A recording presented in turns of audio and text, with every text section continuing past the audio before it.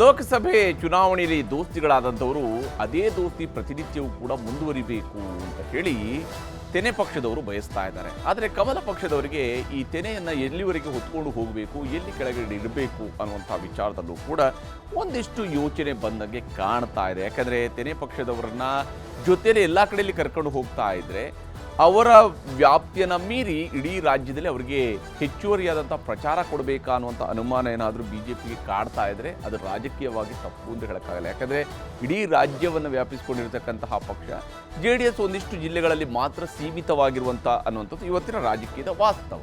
ಇದರ ನಡುವೆನೇ BJPಯವರು ನಡೆಸುವಂಥ ಹೋರಾಟಗಳ ವಿಚಾರಗಳಲ್ಲಿ ನಮ್ಮನ್ನೂ ಜೊತೆಗೆ ಸೇರಿಸಬೇಕು ಅಂತೇಳಿ JDSನವರು ಬಯಸ್ತಾ ಇದ್ದಾರೆ. ದಳಪತಿಗಳ ಆಸೆ ಇದೆ. ಈಗ BJP ಮತ್ತು JDS ಮೈತ್ರಿಯಲ್ಲಿ ಬಿರುಕು ಮೂಡಿತ ಅನ್ನುವಂಥ ಅನುಮಾನ ಕಾಡ್ತಾ ಇದೆ. ಯಾಕಂದರೆ JDS ನಾಯಕರುಗಳ ಮಾತು ಅಂಥದ್ದೊಂದು ಧ್ವನಿಯಲ್ಲಿ ಸಾಗ್ತಾ ಇರುವಂಥದ್ದು. ಕವಲುದಾರಿಯಲ್ಲಿ ಸಾಗಿದೆಯಾ BJP JDSನ ದೋಸ್ತಿ ಅಂತ ಹೇಳಿ. ಯಾಕಂದರೆ BJPಯವರು ಹೋರಾಟವನ್ನು ಮಾಡ್ತಾರೆ. ಒಂದು ಪಕ್ಷವಾಗಿ ಸರ್ಕಾರದ ವಿರುದ್ಧ, ಪ್ರತಿಪಕ್ಷವಾಗಿ ಸರ್ಕಾರದ ವಿರುದ್ಧ ಹೋರಾಟ ನಡೆಸೋದಕ್ಕೆ BJPಗೆ ತನ್ನದೇ ಆದಂತಹ ಶಕ್ತಿ ಇದೆ, ತನ್ನದೇ ಆದಂತಹ ನಿರ್ಧಾರಗಳನ್ನು ಕೈಗೊಳ್ಳುವಂಥದ್ದು ಇದ್ದೇ ಇರುತ್ತೆ. ಆದರೆ JDSನವರು ಬಯಸ್ತಾ ಇದ್ದಾರೆ ನಮ್ಮ ನಡುವೆ ಒಂದು ಸಮನ್ವಯ ಇದ್ದು ಇವರ ಹೋರಾಟದಲ್ಲಿ ನಾವು ಕೂಡ ಹೋಗಬೇಕಿತ್ತು, ನಮ್ಮನ್ನೂ ಕರ್ಕೊಂಡು ಹೋಗಬೇಕಾಗಿತ್ತು, ವೇದಿಕೆಯಲ್ಲಿ ನಾವು ಕೂರ್ತಿದ್ವಿ, ಅಹೋರಾತ್ರಿ ಧರಣಿಯನ್ನು ನಾವು ಮಾಡ್ತಿದ್ವಿ, ಜನಾಕ್ರೋಶದಲ್ಲಿ ನಮ್ಮ ಆಕ್ರೋಶವನ್ನು ಹೇಳ್ತಾ ಇದ್ವಿ ಅನ್ನುವಂಥ ನಿರೀಕ್ಷೆಯನ್ನು ಇಟ್ಕೊಂಡಿದ್ರು. ಈಗ ಸಮನ್ವಯವಿಲ್ಲದ ಹೋರಾಟ ನ್ಯಾಯ ಸಿಗುತ್ತಾ ಅನ್ನುವಂತಹ ಪ್ರಶ್ನೆಯೂ ಕೂಡ ಇದ್ದೇ ಇರುವಂಥದ್ದು. ಹಾಗಾದರೆ BJP ಘೋಷಿಸಿರುವಂಥ ಹೋರಾಟದ ಉದ್ದೇಶ ಏನು? ಯಾವ ಕಾರಣಕ್ಕಾಗಿ BJPಯವರು ಇಲ್ಲಿ ಅಹೋರಾತ್ರಿ ಧರಣಿಯನ್ನು ಮಾಡ್ತಾ ಇದ್ದಾರೆ? ಯಾವ ಕಾರಣಕ್ಕಾಗಿ ಅವರು ಜನಾಕ್ರೋಶ ರ್ಯಾಲಿಯನ್ನು ಮಾಡಿಕೊಂಡು ಇಡೀ ರಾಜ್ಯ ಸುತ್ತಬೇಕು ಅಂತ ಹೇಳೋ ತೀರ್ಮಾನಕ್ಕೆ ಬಂದಿದ್ದಾರೆ? ಮತ್ತು ಈ ವಿಚಾರದಲ್ಲಿ JDSನವ್ರಿಗೆ ಕೋಪ ಬಂದಿರೋದು ಯಾಕೆ, ಕಿರಿಕಿರಿ ಆಗ್ತಿರೋದು ಯಾಕೆ, ಅಸಮಾಧಾನ ಯಾಕೆ ಅನ್ನೋದು ನಿಮಗೆ ಒಂದೊಂದಾಗಿ ಹೇಳ್ತಾ ಹೋಗ್ತೀನಿ. ಬಹಳ ಮುಖ್ಯವಾಗಿ ಇಲ್ಲಿ BJP ಅಹೋರಾತ್ರಿ ಧರಣಿಯನ್ನು ನಡೆಸ್ತಾ ಇದೆ. ಫ್ರೀಡಂ ಪಾರ್ಕ್ನಲ್ಲಿ ಇವತ್ತಿನ ಶುರುವಾಗಿದೆ. ವಿಜೇಂದ್ರ ಅವರು ಅಧ್ಯಕ್ಷರಾದ ಮೇಲೆ ಒಂದು ಪಾದಯಾತ್ರೆಯನ್ನು ನಡೆಸಿದ್ರು. ಮೂಡಾದ ಹೆಸರಿನಲ್ಲಿ ಮೈಸೂರಿನವರೆಗೂ ನಡ್ಕೊಂಡು ಹೋದ್ರು. ಆಗಲೂ ಕೂಡ ಅಷ್ಟೇ JDSನ ವಿಶ್ವಾಸಕ್ಕೆ ತೆಗೆದುಕೊಂಡಿಲ್ಲ ಅಂತ ಹೇಳ್ಕೊಂಡು ಇದೆಲ್ಲ ನಮ್ಮ ಜೊತೆಗೆ ನಡೆಯಲ್ಲ ಅಂತ ಹೇಳ್ಕೊಂಡು ಕುಮಾರಸ್ವಾಮಿ ಅವರು ದೆಹಲಿಯಲ್ಲಿ ನಿಂತ್ಕೊಂಡು ಮಾತನಾಡಿದರು. ನಂತರ ಬೆಂಗಳೂರಿನಲ್ಲಿ ಕರೆದು ಒಂದು ಸಭೆ, ಈ ಬೆಂಗಳೂರಲ್ಲಿ ಮೊದಲಿಗೆ ಒಂದು ಸಭೆ ನಡೆದಿತ್ತು. ಅದಾದ ನಂತರ ಅವರು ಅಲ್ಲಿ ಡೆಲ್ಲಿಯಲ್ಲಿ ಅದಕ್ಕೆ ಬಹಳ ವಿರೋಧವನ್ನು ವ್ಯಕ್ತಪಡಿಸಿದ್ರು. ನಂತರ ಏನೋ ಒಂದು ಕೇಂದ್ರ ನಾಯಕರುಗಳ ಇಂಟರ್ವ್ಯೂನ ಹಾಕಿ ಎಲ್ಲವೂ ಸರಿ ಹೋಯಿತು, ಇವರು ಕೂಡ ಸಪೋರ್ಟ್ ಮಾಡಿದರು. ಈಗ ಬೆಂಗಳೂರಿನ ಫ್ರೀಡಂ ಪಾರ್ಕ್ನಲ್ಲಿ ಇವತ್ತಿಂದ ಅಹೋರಾತ್ರಿ ಧರಣಿಯನ್ನು BJPಯವರು ಆರಂಭಿಸಿದ್ದಾರೆ. ವಿಶೇಷವಾಗಿ 10 ಮುಖದ ರಾವಣನ ಆಕೃತಿಯಲ್ಲಿ ಕಾಂಗ್ರೆಸ್ ಸರ್ಕಾರದ ಪ್ರತಿಕೃತಿಯನ್ನು ಪ್ರದರ್ಶನ ಮಾಡಿ ಹೇಗೆಲ್ಲ ಬೆಲೆ ಏರಿಕೆಯನ್ನು ಇವರು ಮಾಡ್ತಾ ಇದ್ದಾರೆ, ಯಾವ್ಯಾವ ಸ್ವರೂಪದಲ್ಲಿ ಇವರು ಸರ್ಕಾರವನ್ನು ನಡೆಸ್ತಾ ಇರುವಂತಹ ರಾಜ್ಯದ ಜನರಿಗೆ ತೊಂದರೆಯನ್ನು ಕೊಡ್ತಾ ಇದ್ದಾರೆ ಅನ್ನೋದಕ್ಕೆ 10 ಮುಖದ ರಾವಣನ ರೀತಿಯಲ್ಲಿ ತೋರಿಸಿದ್ದಾರೆ. CM ಸೇರಿದಂತೆ 10 ಸಚಿವರ ಮುಖ ಇಟ್ಟು ಬೆಲೆ ಏರಿಕೆಯ ದಶ ಸಚಿವರು ಅಂತ ಅಣಕವಾಡಿದೆ ಭಾರತೀಯ ಜನತಾ ಪಕ್ಷ. ಮತ್ತು ಸರ್ಕಾರದ ಹಗರಣ ವೈಫಲ್ಯಗಳ ಕುರಿತು ಹಾಡಿನ ವಿಡಿಯೋ ಬಿಡುಗಡೆ ಮೂಲಕವೂ ಕೂಡ ಆಕ್ರೋಶವನ್ನು ವ್ಯಕ್ತಪಡಿಸಿದ್ದಾರೆ.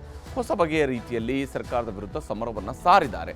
ಸರ್ಕಾರದ ವೈಫಲ್ಯಗಳನ್ನು ಎತ್ತಿ ಹಿಡಿಯುವಂತಹ ಪ್ರಯತ್ನವನ್ನು ಕಡೆಗೂ ಮಾಡ್ತಾ ಇದ್ದಾರೆ BJPಯವರು. ಕಡೆಗೂ ಈ ಕೆಲಸವನ್ನು ಮಾಡಬೇಕಾಗಿತ್ತು BJPಯವರು ಕಾಲದಿಂದ ಕಾಲಕ್ಕೆ. ಆದರೆ ಕಡೆಗೂ ಈಗ ಅವರಿಗೆ ನೆನಪಾಗಿದೆ, ರಾಜ್ಯದಲ್ಲಿ ವಿಪರೀತ ಬೆಲೆ ಏರಿಕೆ ಆಗ್ತಾ ಇದೆ. ನಿನ್ನೆ ನೋಡಿದರೆ ಡೀಸೆಲ್ ಬೆಲೆಯನ್ನು ಇದ್ದಕ್ಕಿದ್ದಂಗೆ ₹2 ಏರಿಕೆ ಮಾಡಿದ್ದಾರೆ. ಈ ರೀತಿಯಾಗಿ ಬೆಲೆ ಏರಿಕೆ ಮಾಡ್ತಾ ಹೋದರೆ ಕತೆ ಏನು ಅನ್ನುವಂಥದ್ದು. ಯಡಿಯೂರಪ್ಪ, ವಿಜೇಂದ್ರ, ಅಶೋಕ್ ನೇತೃತ್ವ ವಹಿಸಿದ್ದಾರೆ. ಒಗ್ಗಟ್ಟು ಪ್ರದರ್ಶನದ ವೇದಿಕೆ ಆಗಿದೆ. ಹೇಗಿದ್ರೂ ಕೂಡ ಯತ್ನಾಳ್ರನ್ನ ಪಕ್ಷದಿಂದ ಹೊರಗಡೆ ಹಾಕಿರೋದ್ರಿಂದಾಗಿ ಈಗ ಯತ್ನಾಳ್ರು ಬಂದಿದ್ದಾರೆ ಇಲ್ಲೋ ಅಂತ ಕೇಳುವಂಥ ಪ್ರಶ್ನೆ ಉದ್ಭವ ಆಗೋದಿಲ್ಲ. ಒಗ್ಗಟ್ಟು ಅನ್ನುವಂಥದ್ದು ಸದ್ಯಕ್ಕೆ BJPಯಲ್ಲಿ ಇದೆ. ಯಡಿಯೂರಪ್ಪ ಜೊತೆ ಒಂದೇ ವೇದಿಕೆಯಲ್ಲಿ ಕಂಡು ಬಂದಿದ್ದಾರೆ. ಜನಾರ್ದನ್ ರೆಡ್ಡಿ ಅವರು ಕೂತಿದ್ರು ಒಂದು ಕಡೆಯಲ್ಲಿ, ಶ್ರೀರಾಮುಲು ಅವರು ಕೂಡ ಮತ್ತೊಂದು ಕಡೆಯಲ್ಲಿ ಕೂತಿದ್ರು. ಹೀಗೆ ಎಲ್ಲ ನಾಯಕರುಗಳು ಕೂಡ ಇದ್ದರು. ವಿಶೇಷವಾಗಿ ವಿಜೇಂದ್ರ ಅವರ ಅಧ್ಯಕ್ಷತೆಯಲ್ಲಿ ಹೋರಾಟ ನಡೆಸಿದ್ರು ಕೂಡ centre of attraction once again BS ಯಡಿಯೂರಪ್ಪನವರು ಆಗಿದ್ದರು. ಯಡಿಯೂರಪ್ಪನವರ ಜೊತೆಯಲ್ಲಿ ಒಂದೇ ವೇದಿಕೆಯಲ್ಲಿ ಉಳಿದ ನಾಯಕರುಗಳು ಕೂಡ ಕಾಣಿಸ್ಕೊಂಡಿದ್ರು. ಯಡಿಯೂರಪ್ಪನವರು ಮುಂಚೂಣಿಯಲ್ಲಿ ನಿಂತ್ಕೊಂಡು ಹೋರಾಟದಲ್ಲಿ ಭಾಗಿಯಾಗಿದ್ದರು. ಇಲ್ಲಿ ಇಷ್ಟೆಲ್ಲ ಹೋರಾಟದ ಪ್ಲಾನನ್ನು BJPಯವರು ಮಾಡ್ಕೊಂಡಿದ್ರೆ JDSನವರು ಇಲ್ಲಿ ಸಮನ್ವಯವನ್ನು ಹುಡುಕ್ತಾ ಇದ್ದಾರೆ. ನಮ್ಮ ಸಮನ್ವಯ ಇಲ್ಲ ಅಂತ ಹೇಳ್ಬೋದು. BJP JDS ಮೈತ್ರಿಯಲ್ಲಿ ದಿನೇ ದಿನೇ ಬಿರುಕು ಹೆಚ್ಚಾಗ್ತಾ ಇದೆ ಅನ್ನೋಂಥದ್ದು JDS ನಾಯಕರುಗಳ ಮಾತಿಂದ ಗೊತ್ತಾಗ್ತಾ ಇದೆ. ಅದರಲ್ಲಿ ಯಾವುದೇ ಅನುಮಾನಗಳು ಇಲ್ಲ. ಯಾಕೆಂದರೆ ನಿನ್ನೆ ನಿಖಿಲ್ ಕುಮಾರಸ್ವಾಮಿ ಅವರು ಮತ್ತು ಇವತ್ತು ಸುರೇಶ್ ಬಾಬು ಅವರು ಸಮನ್ವಯದ ಬಗ್ಗೆ ಪ್ರಶ್ನೆ ಮಾಡೋದಕ್ಕೆ ಹೊರಟಿದ್ದಾರೆ. ನಮ್ಮ ಮತ್ತು BJP ನಡುವೆ ಸಮನ್ವಯ ಆಗ್ತಾ ಇಲ್ಲ ಅಂತ ಹೇಳಿದ್ದಾರೆ. ಬಿಜೆಪಿ ನಾಯಕರ ವಿರುದ್ಧ JDLP ನಾಯಕ ಸುರೇಶ್ ಬಾಬು ಅವರು ಕೂಡ ಅಸಮಾಧಾನವನ್ನು ಹೊರಹಾಕಿದ್ದಾರೆ. ಸದನದ ಒಳಗಡೆ ಹೋರಾಟ ನಡೆಸುವಾಗ ನಾವು ಮಾಡಿದ್ವಿ, ರಾಜ್ಯಭವನಕ್ಕೆ ಇವ್ರು ನಡ್ಕೊಂಡು ಹೋದಾಗ ನಾವು ಕೂಡ ಇವ್ರ ಜೊತೆಗೆ ನಡ್ಕೊಂಡು ಹೋದ್ವಿ. ಇಷ್ಟೆಲ್ಲ ಆದರೆ ಫ್ರೀಡಂ ಪಾರ್ಕ್ನಲ್ಲಿ ಅಹೋರಾತ್ರಿ ಧರಣಿಗೆ ನಮ್ಮನ್ನು ಕರೆದೇ ಇಲ್ಲ. ಇದನ್ನು ದೇವೇಗೌಡರಿಗೂ ಮಾಹಿತಿ ಕೊಟ್ಟಿಲ್ಲ, ಕುಮಾರಸ್ವಾಮಿ ಅವ್ರಿಗೂ ಮಾಹಿತಿ ಕೊಟ್ಟಿಲ್ಲ, ನಮ್ಮ ಜೊತೆಗೆ ಇದರ ಬಗ್ಗೆ ಚರ್ಚೆ ನಡೆಸಿಲ್ಲ ಅನ್ನುವಂಥದ್ದು JDS ನಾಯಕರುಗಳ ಸಿಟ್ಟಿಗೆ ಕಾರಣ ಆಗಿದೆ. ಆದರೆ ನಾನು ಆಗಲೇ ಹೇಳಿದಾಗೆ ಕಮಲ ಪಕ್ಷಕ್ಕಿರುವಂಥ ಸಮಸ್ಯೆ ಏನಂತಿದ್ರೆ ಈ ತೆನೆ ಪಕ್ಷದವ್ರನ್ನ ಇಲ್ಲಿ ತನಕ ಜೊತೆಯಲ್ಲಿ ಕರ್ಕೊಂಡು ಹೋಗಬೇಕು, ಎಲ್ಲಿ ನಾವು ಮಾತ್ರ ನಡ್ಕೊಂಡು ಹೋಗಬೇಕು, ಅವ್ರು ಅಲ್ಲೇ ಇರಿ ತಳ್ಕೊಂಡು ಬಿಡಬೇಕು ಅನ್ನೋಂಥ ಪ್ರಶ್ನೆ ಇದ್ದೇ ಇರುತ್ತೆ. ಯಾಕಂದರೆ ಒಂದು ರಾಜಕೀಯ ಪಕ್ಷವಾಗಿ ಅವರ ಹೋರಾಟವನ್ನು ಮಾಡೋದಕ್ಕೆ ಅವರು ಹಾಗಾದರೆ ಸ್ವತಂತ್ರ ಅಲ್ಲಲ್ವಾ, ಮೈತ್ರಿ ಇದೆ ಅನ್ನೋಂಥ ಕಾರಣಕ್ಕೆ ಎಲ್ಲ ಕಡೆಯಲ್ಲೂ ಕೂಡ ಜೊತೆಯಾಗಿ ಹೋಗಬೇಕಾ, ಈ ಪ್ರಶ್ನೆಯೂ ಕೂಡ ಇದ್ದೇ ಇರುತ್ತೆ. ಹೋರಾಟ ಕಾರ್ಯಕ್ರಮಗಳ ರೂಪುರೇಷೆಗಳಿಗೆ ಸಮನ್ವಯ ಸಮಿತಿಯನ್ನು ರಚಿಸಬೇಕು ಅಂತೇಳಿ, ಅಂದರೆ ಕರ್ನಾಟಕದಲ್ಲಿ NDA ಮೂಲಕವಾಗಿಯೇ ನಾವು ಹೋರಾಡಬೇಕೇ ಹೊರತು BJP ಪ್ರತ್ಯೇಕ ಐಡೆಂಟಿಟಿಯಲ್ಲಿ ಅಲ್ಲ ಅನ್ನುವಂಥದ್ದು JDSನವರ ಪ್ರತಿಪಾದನೆ. NDA ಒಕ್ಕೂಟದಲ್ಲಿರುವಾಗ ಎರಡೂ ಪಕ್ಷಗಳು ಒಟ್ಟಾಗಿ ಹೋಗಬೇಕೇ ಹೊರತು ಬೇರೆ ಬೇರೆ ಹೋಗಬಾರದು. ಮೈಸೂರು ಪಾದಯಾತ್ರೆಗೂ ನಮ್ಮನ್ನು ಕರೆದಿಲ್ಲ, ಸಮನ್ವಯದ ಕೊರತೆ ಆಗಿದೆ, ಪಾದಯಾತ್ರೆಗೂ ಕೂಡ ಕರೆಕ್ಟಾಗಿ ಕರೆದಿರಲಿಲ್ಲ. ಎರಡೂ ಪಕ್ಷಗಳು ಒಟ್ಟಾಗಿ ಹೋದರೆ ಈ ಸರ್ಕಾರವನ್ನು ನಾವು ಕಿತ್ತೊಗೆಯಬಹುದು, ಇಲ್ಲದೆ ಹೋದರೆ ಈ ಸರ್ಕಾರವನ್ನು ಕಿತ್ತೊಗೆಯುವುದು ಕಷ್ಟ ಆಗುತ್ತೆ. ಇವತ್ತಿನ BJP ಹೋರಾಟ ನಮಗೆ ಮಾಹಿತಿನೇ ಇಲ್ಲ, ಇದು JDSನವರ ಪರಿಸ್ಥಿತಿ. ದೇವೇಗೌಡರು ಕುಮಾರಸ್ವಾಮಿ ಅವ್ರಿಗೂ ಕೂಡ ಮಾಹಿತಿ ಇಲ್ಲ, ಅವ್ರಿಗೂ ಕೂಡ ಗೊತ್ತಿಲ್ಲಂತೆ. ಇನ್ನು BJP ವರಿಷ್ಠರಿಗೆ ರಾಜ್ಯದ ಈ ಬೆಳವಣಿಗೆಗಳ ಬಗ್ಗೆ ಮಾಹಿತಿ ಇಲ್ಲ. ಅಂದರೆ ಅವರ ಪ್ರಕಾರ JDS ಕೂಡ ಇರಬೇಕಿತ್ತು ಹೈಕಮಾಂಡ್ ಅವರ ಪ್ರಕಾರ ಅನ್ನುವಂಥದ್ದು JDSನವರ ಪ್ರತಿಪಾದನೆ.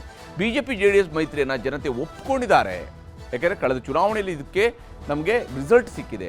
ಆದರೆ ನಮ್ಮಲ್ಲೇ ಸಮನ್ವಯತೆ ಇಲ್ಲದಿರುವಂಥದ್ದು ತಪ್ಪು ಸಂದೇಶದ ರವಾನೆ ಆದಂತಾಗುತ್ತೆ ಅನ್ನುವಂತಹ ಮಾತುಗಳನ್ನು JDSನ ನಾಯಕರುಗಳು ಹೇಳಿದ್ದಾರೆ. JDS ನಾಯಕರುಗಳು ಈ BJP ಇಷ್ಟೆಲ್ಲ ದೊಡ್ಡ ಹೋರಾಟವನ್ನು ರೂಪಿಸಿರುವಾಗ ಏನೆಲ್ಲ ಹೇಳ್ತಿದ್ದಾರೆ ಅಂತ ನಿಮಗೆ ತೋರಿಸ್ತೀನಿ. ಪ್ರಶ್ನೆ ನೇರವಾಗಿ BJPಯ ಅಧ್ಯಕ್ಷರಿಗೇನೆ.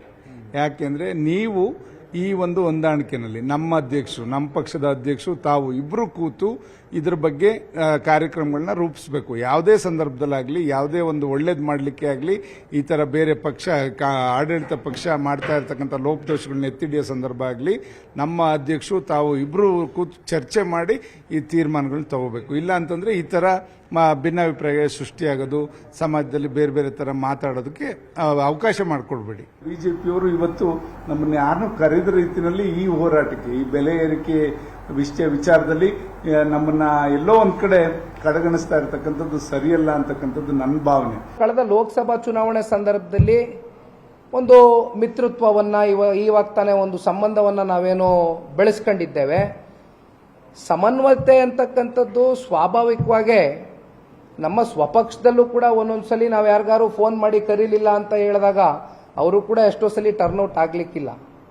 ಸೊ ಸಮನ್ವಯ ಹೀಗೆ JDS ನಾಯಕರು ತಮ್ಮ ಬೇಸರವನ್ನು ಹೊರಹಾಕಿದ್ದಾರೆ. ಆದರೆ BJPಯವರು ಬಹಳ ಕ್ಲಿಯರ್ ಆಗಿ ಒಂದು ಮಾತನ್ನು ಹೇಳಿದ್ದಾರೆ, ಇದು ಚುನಾವಣೆಗಷ್ಟೇ ನಮ್ಮ ಈ ಎಲ್ಲ ಮೈತ್ರಿ ಇರುವಂಥದ್ದು, ಹೋರಾಟಗಳಿಗೆ ಅಲ್ಲ ಅಂಥೇಳಿ. ಚುನಾವಣೆ ಸದನಕ್ಕಷ್ಟೇ ಹೊಂದಾಣಿಕೆ, ಹೋರಾಟಕ್ಕೆ ಅಲ್ಲ ಅಂಥೇಳಿ ಆರೋಗ್ಯ ಅವರು ಸ್ಪಷ್ಟವಾಗಿ ಹೇಳಿದ್ದಾರೆ.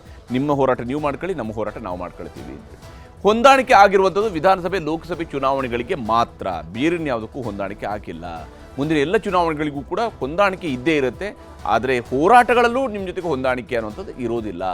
ಸಮನ್ವಯತೆ ಕೊರತೆಯನ್ನು ವಿಜೇಂದ್ರ ಅವರು ಕೂಡ ಒಪ್ಕೊಂಡಿದ್ದಾರೆ, ಸಮನ್ವಯತೆಯ ಕೊರತೆಯನ್ನು ವಿಜೇಂದ್ರ ಒಪ್ಕೊಂಡಿದ್ದಾರೆ. ಮುಂದಿನ ದಿನಗಳಲ್ಲಿ ಎಲ್ಲವನ್ನು ಕೂಡ ಸರಿಪಡಿಸ್ಕೊಳ್ಳುವಂಥ ವಿಶ್ವಾಸ ನಮ್ಮದು ಅನ್ನುವಂಥದ್ದನ್ನು ಒಂದು ಸ್ವಲ್ಪ ತೀರಿಸುವಂತಹ, ಆ ಕಡೆ ಕೋಲು ಮುರಿಬಾರ್ದು ಹಾವು ಸಾಯಬಾರ್ದು ಅನ್ನುವಂತಹ ಧಾಟಿಯಲ್ಲಿ ಅವರು ಕೂಡ ಮಾತನಾಡಿದರೆ, ಒಟ್ಟಿನಲ್ಲಿ ಅವರಿಗೆ ಒಂದು ಸಮಾಧಾನ ಆಗಲಿ ದಳಪತಿಗಳಿಗೆ ಅನ್ನುವಂತಹ ಧಾಟಿಯಲ್ಲಿ ವಿಜೇಂದ್ರ ಅವರು ಕೂಡ ಮಾತನಾಡಿದರೆ. ಏನೇ ಆಗಲಿ, ಒಂದು ಕಡೆಯಲ್ಲಿ BJPಯವರು ಹೋರಾಟದ ಮೂಲಕವಾಗಿ ಹೊರಟಿದ್ದಾರೆ, ಅಹೋರಾತ್ರಿ ಧರಣಿ ಕುಳಿತಿದ್ದಾರೆ, ದಳಪತಿಗಳು ಬೇಸರದಿಂದ ಕುಳಿತಿದ್ದಾರೆ.